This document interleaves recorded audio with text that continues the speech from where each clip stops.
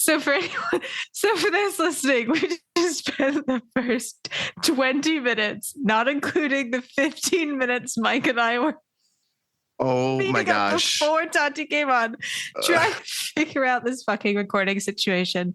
Yeah, it's, a lesson to us to try out a new platform right before our first guest episode and last guest episode of the season. But we're here. We did it. We're here. This is also our second attempt recording, everyone. So yes, our second attempt. We're just being very honest about our recording troubles this year. Well, running a successful business often means dealing with stress, burnout, and exhaustion. That's why prioritizing your mental health at work is one of the most important decisions you'll ever make. Hi, I'm Leanna Lee. I'm Mike Vini, and this is Bettermental. Join us as we share tools, tips, and strategies to help you build better systems for health and business growth. Ready? Let's get to work. Well, it was lots of lessons in control and our own anxiety too. And I just wanted to say to all of you listening out there, years ago, I was going through the internet, the World Wide Interweb. And I don't know how I stumbled upon Tatiana Garcia. What I did, I think it might have actually been through Instagram or seeing something. And, you see someone's post and you start looking at their stuff. And I was really impressed with the depth of the quality of her content, the relevancy of her topics, and she's just consistently growing in what she's doing. And I stayed in touch with her, and we met over Zoom a few times, and I got to do a recording for her and her membership group. And I thought to myself, I needed to introduce her to you, Leanna. I wanted to introduce her to you. And he did, and now here we are. We thought I thought she'd be a great guest. Well, Mike introduced her as a great guest for Bettermental, and I started looking at your podcast, Tati, and it was just so amazing to see how well you fit into what we're working on right now, what we're trying to talk about around themes of control and stress management and anxiety, and that fits in so well with what you're doing. So thank you for joining us today after several failed attempts and a lot of back and forth about, honestly, she has walked us through this process. I kid you not.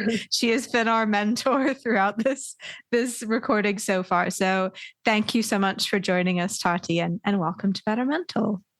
Yeah, thank you so much for all the kind words. And thank you so much for having me. I'm excited to share more about all of that with your listeners. We honestly think that guests really introduce themselves the best. We can talk about how we met you, but we'd love to hear a bit more about you in your own words. Who are you and how did you get to where you are today? So I am a licensed therapist, a licensed professional counselor in New Jersey, and I am a coach, and I specialize in helping high achievers who are struggling with what's called high functioning anxiety. So essentially what that is individuals who appear to be high achieving, successful, they have it all put together on the outside, and that's contrasted on the inside with feeling as though they're never doing enough, feeling anxious and overwhelmed and burnt out and overthinking everything and people pleasing. And so all of these struggles on the inside are making it more challenging and difficult for them. And oftentimes they feel as though they need to be in this state in order to continue to achieve and be successful, because that's what's gotten them to where they are.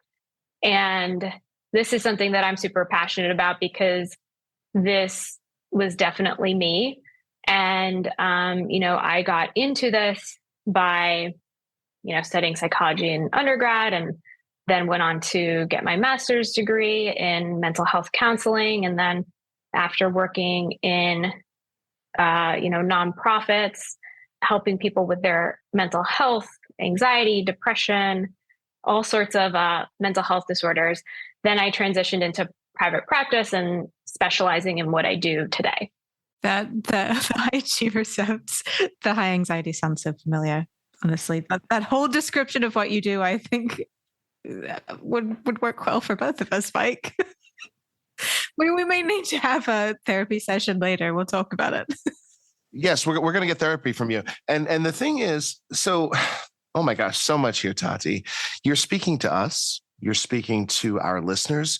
But let me ask you this. You gave us some characteristics of high achievers, but can you paint a deeper picture of that for us? Like, what do they look like to the outside world? What are some examples of some professions that you're seeing in them? And also, like, when it comes to working with them, what kind of deeper mental health challenges are you seeing? Yeah. So with high achievers in general, I mean, if we kind of just simplify it, it's somebody who is focused on achievement. So they tend to be very goal oriented, very focused on, reaching the next step or level in their career and in multiple, could be any aspect of their lives.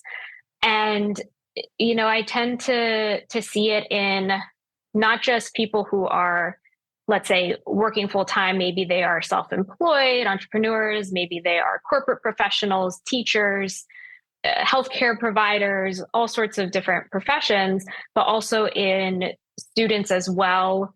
I've worked with doctorate students and other graduate students and undergraduates, and also in, a lot of the people who come to see me or who are my students are people who they have been so high achieving and it's resulted in them reaching a point of burnout because they're constantly focused on giving more and doing the best that they can and going above and beyond in what it is they do, that they're not taking the proper time for their own self-care and to kind of like fill up their own cup. And so they end up reaching this point of like, they have nothing left to give because they're so burnt out. And so, many of the people who come to see me, it's like, I reached a point of burnout. Now I'm taking, time off of work. I'm taking a break from school in order to recover and, wanting to learn the tools and skills to prevent them from getting into that place again in the future. That's so interesting because I think as someone with anxiety who I guess is also a high achiever, it's hard for me to imagine people who don't have that. Like that's outside of my realm of experience. To me, everyone wants to achieve something. So the burnout makes sense because I guess you're just your brain is churning maybe a little bit more. You're trying to run a little bit faster than everyone else. And maybe we all, to some extent, have this sense of ambition or, to varying degrees. But I guess some of us just burn out quicker because I don't want to say work a little harder because I don't think that's fair at all. But I think maybe we try too hard and maybe get to that point quickly. Because I was going to ask, well, how do you separate the low achievers from the high achievers? Is it the burnout that's the clue, or are there other signs? I guess. Yeah, I think that's an excellent question. I think it's that there is the combination of not just somebody working hard and doing well, but the expectations that they have for themselves that I think adds another layer.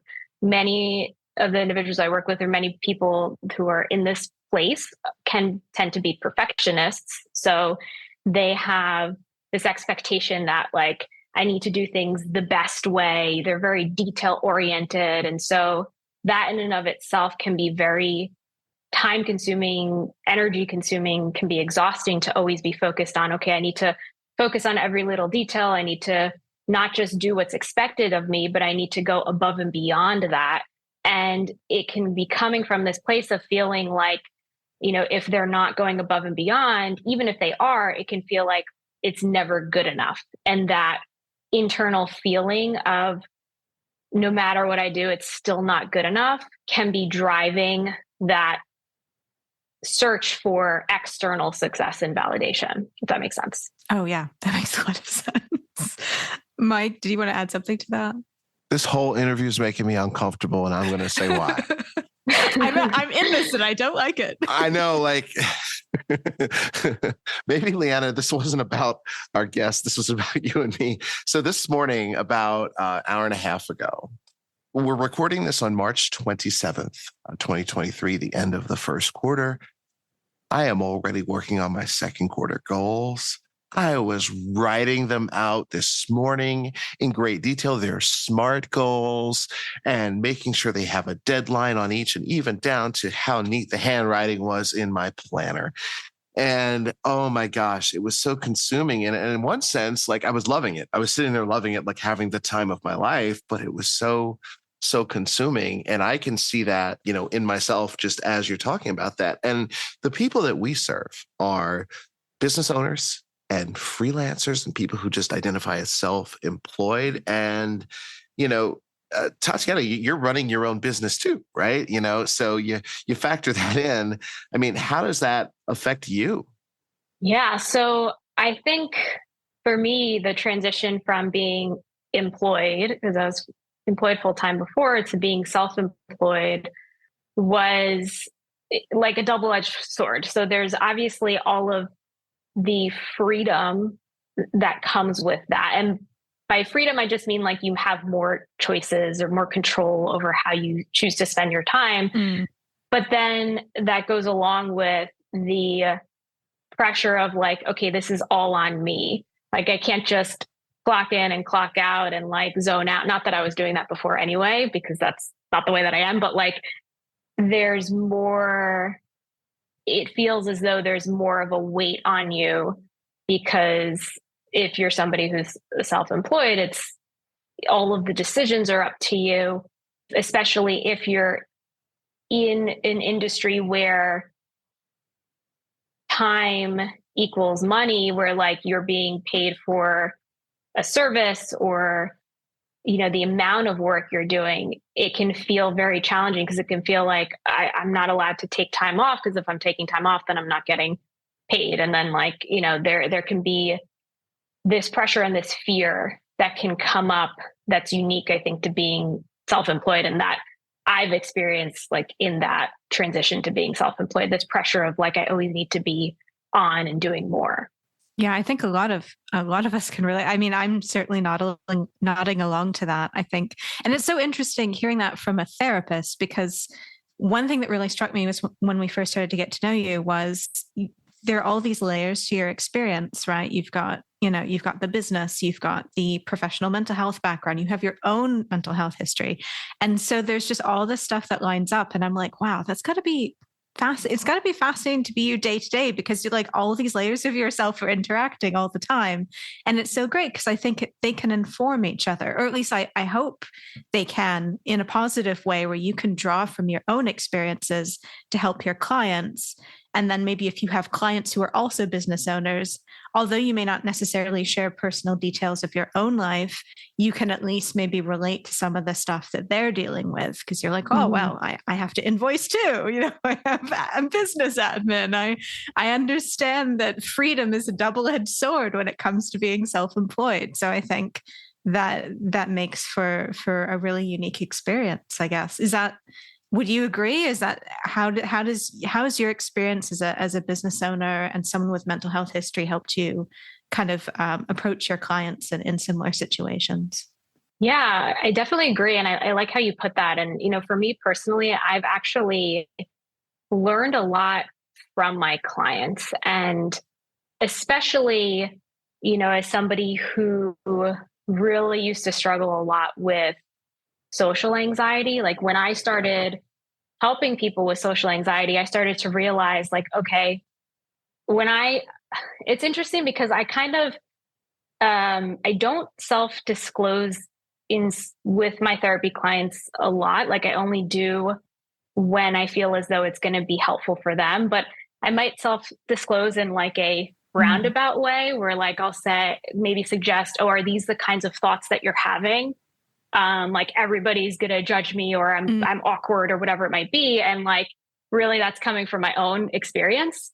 So like, I'm not necessarily saying these are the kinds of thoughts that I'm having, but I'm sharing those thoughts. And in realizing that I'm not the only person who thinks this way or feels this way, it kind of helped with, I think, one layer that is really impactful for mental health is, there could be a lot of shame attached to it. And so shame is like, I'm the only person who feels this way. There's something wrong with me for feeling this way.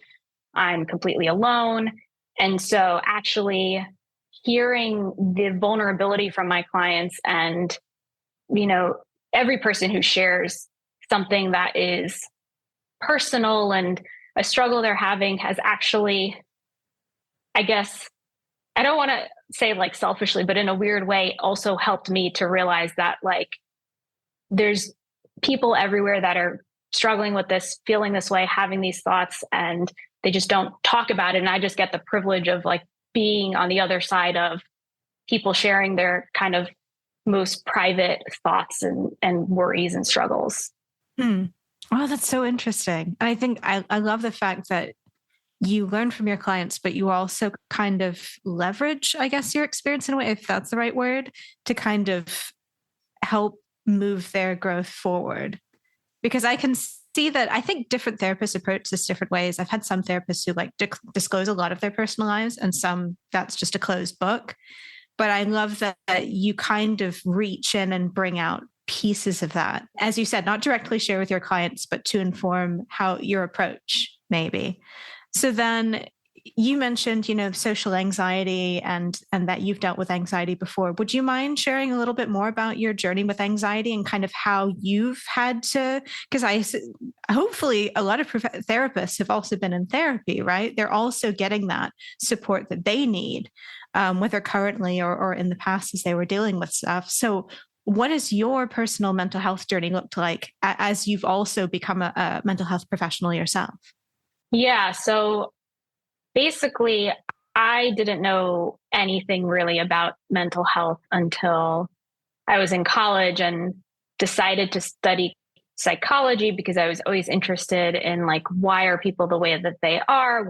How can some people experience something traumatic and they're able to be resilient and move past it, and other people stay stuck, and questions like that always intrigued me. And then, in studying it more, I got to understand more about things like anxiety. And then when I was in college was when I really started to struggle with anxiety and panic and dread, and just, it was very overwhelming and very uncomfortable. And then once I kind of started to experience that, learn more about it, then I looked in hindsight and reflected upon my past. I realized that this has been something that I've always experienced, that I can remember feeling anxiety and memories back when I was in elementary school. And so, it's something that's always been with me, but I just didn't necessarily know what it was.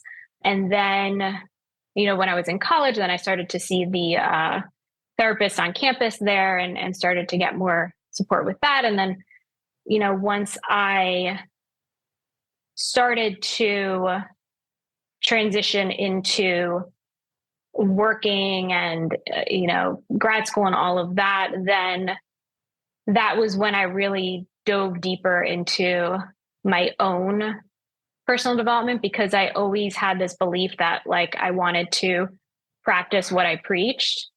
And so, alongside me learning different interventions to use with my clients, I was going through and learning these things myself so that I could really understand it and benefit from it as well. And so that was what got me more into things like mindfulness, meditation, things like cognitive behavioral therapy, which is looking at how your thoughts and your behaviors influence your emotions and your mental health.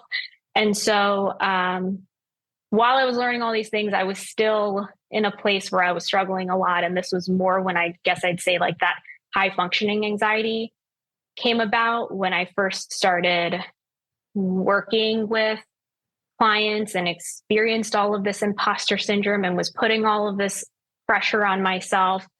And then ultimately it led to me reaching a point of burnout where I just, I would be waking up in the middle of the night, anxious, worrying about all of the things on my to-do list, overthinking the things I had done earlier that day, feeling like I wasn't doing enough. And all of this like culmination of experiences just resulted in me reaching this point where it was kind of like the straw that broke the camel's back.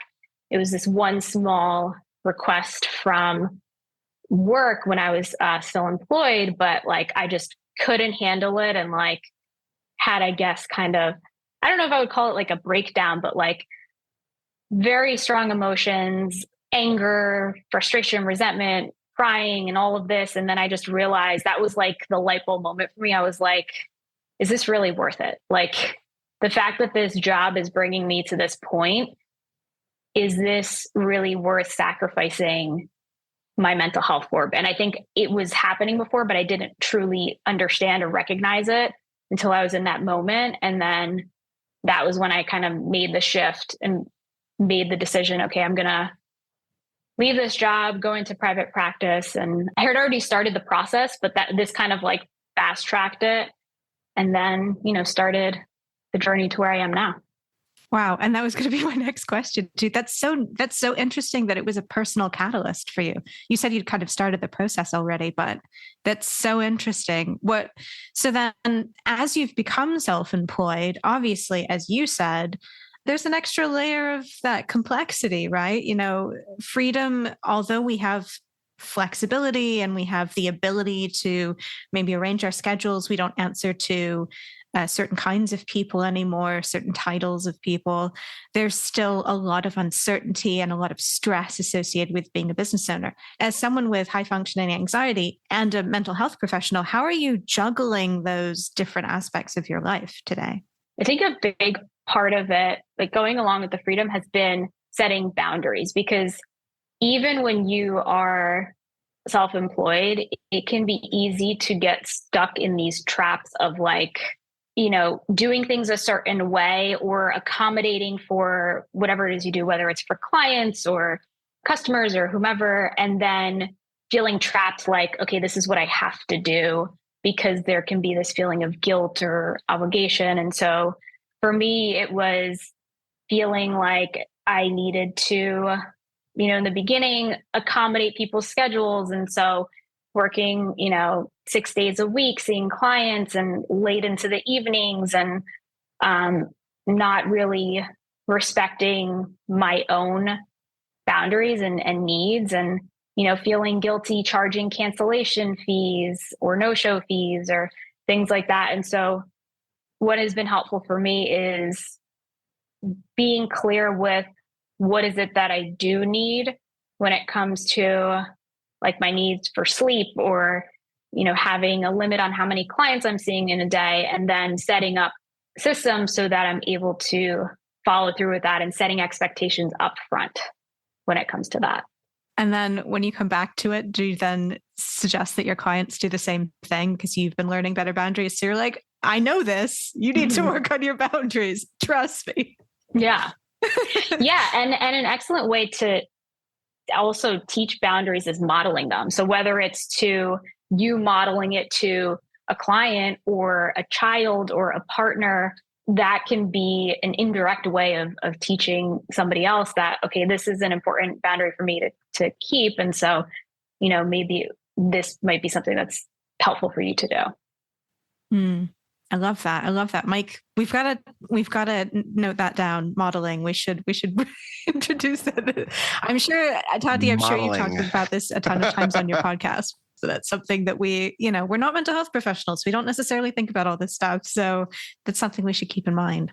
Yeah. I mean, I'm learning a lot, and I'm really seeing like it's all coming together for me, why you're doing so well at what you're doing, and why you have so much momentum, and just your authenticity. And thank you for your vulnerability, with what you've shared so far. And I want to ask you this: if we had to go back in time, and you were just starting your business all over again, as it is now, what's the one thing that you wish you would have known or learned when you had started your business? Good question. It's interesting because my first response to that is I wouldn't, and maybe this is just the way that I am, I wouldn't change anything, because what I went through helped me to learn, even though there may have been challenges. And I think this can be something that's helpful for anybody who's in a place where they're feeling like they're struggling. Many times, being in a place of struggling, or whether it's anxiety or depression or whatever you're going through, or just, the ups and downs of everyday life, it can be an opportunity for learning and for growth and for understanding yourself better. And maybe not in the moment, maybe it could be in hindsight, looking back on that with some perspective. That's my first non-answer to that question. But, if I had to choose, what do I wish that I knew? I guess that it was okay to not be so hard on myself. And I guess the process of, there's always, especially in the beginning, there's always going to be a learning process, and it's always going to be challenging because you're doing things for the first time. And I think because I always felt like I need to have it all together right out of the gate. And there was this imposter syndrome and this fear or worry that people were going to find out that I wasn't qualified or X, Y, and Z. And so I think just having more compassion with myself, that it's okay to feel whatever it is, whether it's not feeling as confident or anything else I might have been going through. And because that's just a part of the process, it doesn't mean that there's anything wrong with you. Wow. And thank you for sharing that. And that being said, as we're almost wrapping up here, there's a business owner, freelancer, self-employed person listening to this right now who is a high achiever, and they are struggling with their mental health right now. They're overwhelmed. They are struggling. If you could just give them one piece of advice, what would that be? I would say there's always so much pressure when there's one piece of advice, one tip. Just one. Say the one thing now. Yeah. I would say that, nothing is permanent, and the only constant in life is change, just throwing out these cliches. But, that feeling of overwhelm and, that you have so much on your plate or that you're not going to find a way out, there's always a way out of that. And it all starts with taking one small step at a time. And so maybe things aren't going to completely turn around overnight, but even if you can take one small step to care for yourself, that is huge, and that is progress. And so even if it's taking a 5-minute break when you normally just work through and never take time for yourself, or maybe it is letting go of the to-do list and just focusing on, okay, what's my number one priority for today? Whatever that looks like, maybe it's getting more sleep than you normally do so that you can have the energy you need to approach your day. Just focus on one small step at a time, and you will make progress over time. Wow. And where can people learn more about you? So as you mentioned, I have a podcast called Calmly Coping. So you can find that wherever you listen to podcasts. You can also go to my website, becalmwithtati.com. I have a lot of resources there for high functioning anxiety. And I also have a free Facebook community for high functioning anxiety called Calmly Coping. Awesome. Thank you so much, Tati. We're gonna come back to you in a bit and dig a little bit more into some of what you do, but just want to say thank you for joining us. Something I think I mentioned on a call the intro call we did together is that I'm really passionate about professionals being more upfront about how they deal with mental health and their personal experiences. I think we just have there's still so much stigma attached to successful people, especially people who help others struggling where they've struggled with mental health themselves, whether that's in the past or current. And I think it's so, so important that we're able to relate to each other in this way. So thank you again for sharing your story and for being open about it. And yeah, we just really wish you all the best with what you're doing and can't wait to explore more of these topics with you. So tune in for the next episode, everyone. We're gonna learn a bit more about Tati and her work. But for now, thank you for being here. Yeah, thank you so much.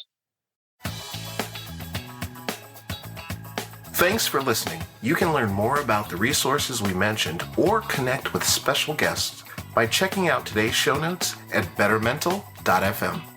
And if you liked this episode, keep in touch by following us on your favorite podcast app. In the meantime, we'd love to hear what you think about the show. So DM or mention us on Twitter at bettermentalfm. Thanks again, and see you next time.